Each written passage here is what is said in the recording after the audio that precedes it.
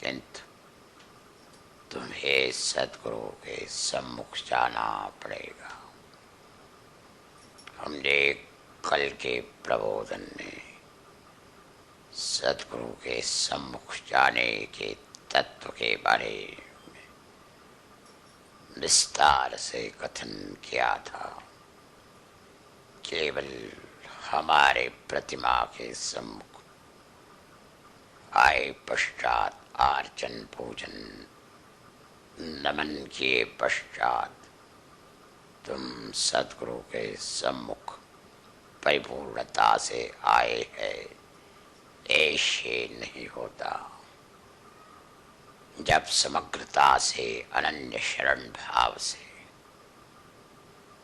अन्य सारे आश्रय का त्याग करते हुए अपने प्रत्येक क्रिया प्रक्रिया में सदगुरु का ही स्मरण,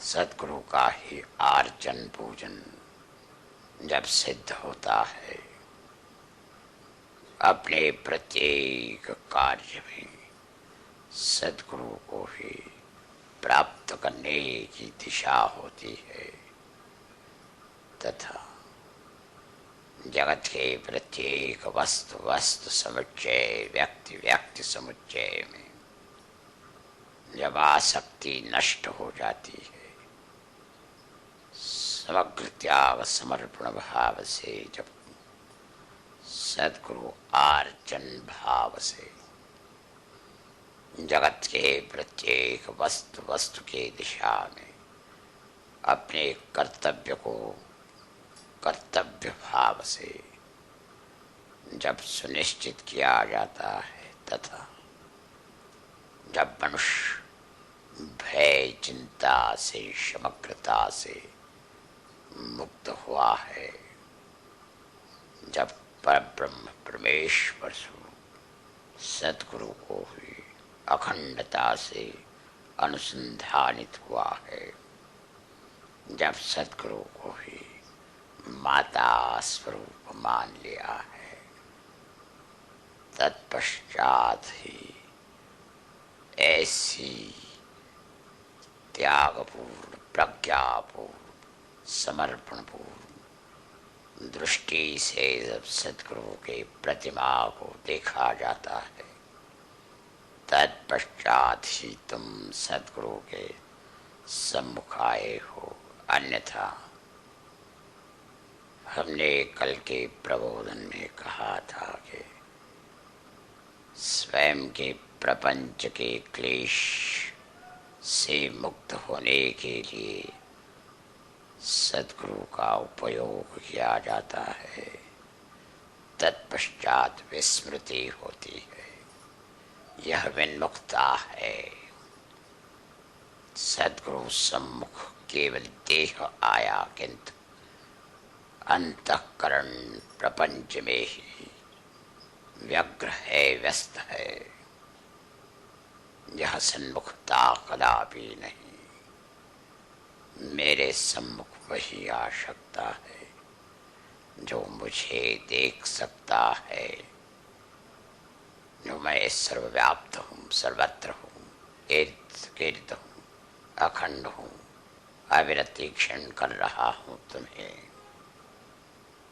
ऐसी धारणा जब सुनिश्चित हो जाती है, तत्पश्चात ही मनुष्य शनैः शनैः सदगुरु के सम्मुख आ सकता है। अन्यथा केवल दंभ है।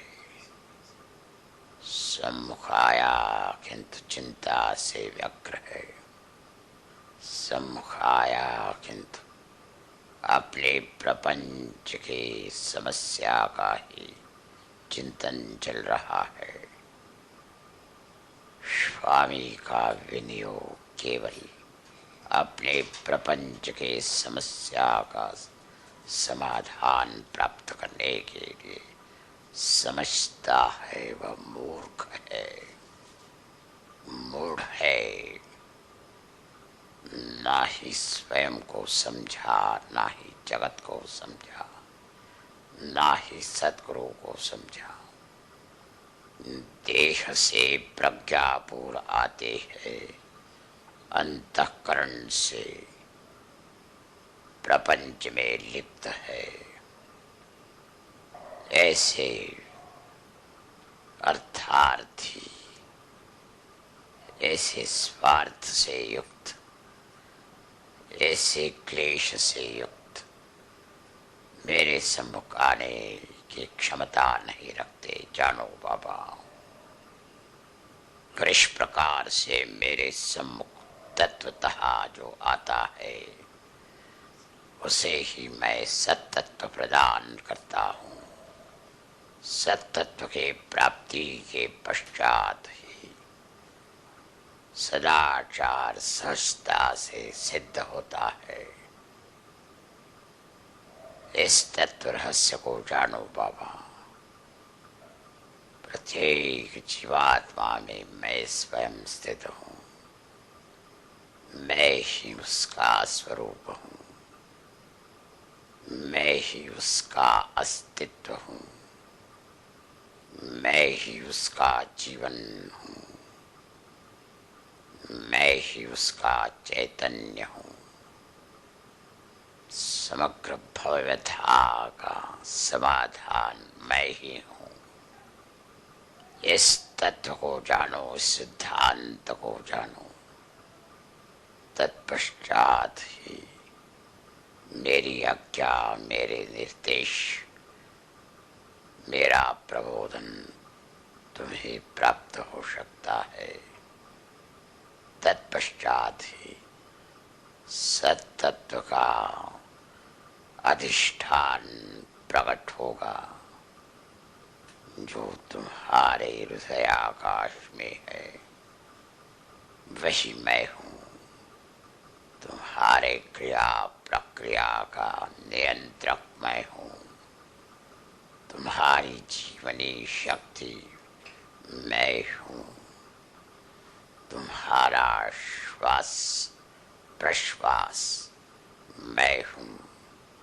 तुम्हारे हृदय के स्पंदन मैं हूँ।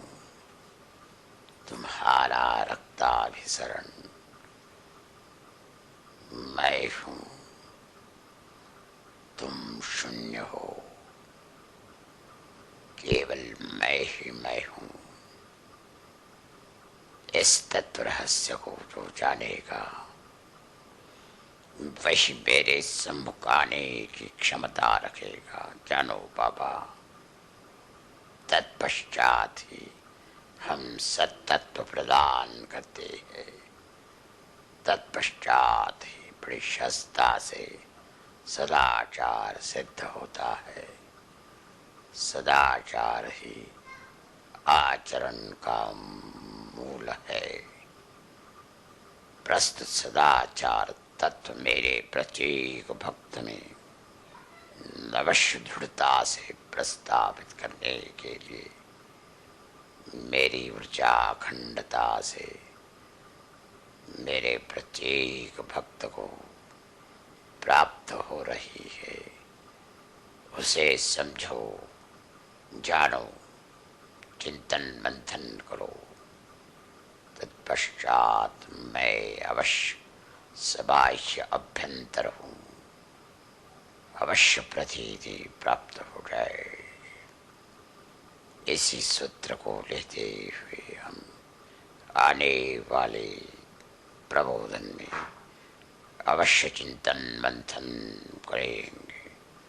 तब तक के लिए मेरे समग्र भक्तों को मेरा दिव्य कृपा आशीर्वचन अखंडता से पर्जन्यवत प्राप्त हो जाएगा। अवधूत चिंतन श्री गुरुदेव दत्त श्री स्वामी समर्थ महाराज की जय।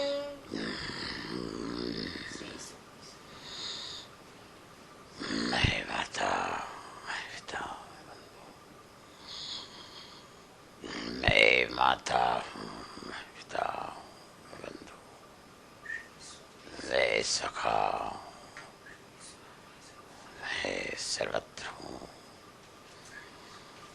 सदा कल्याण हो जाए।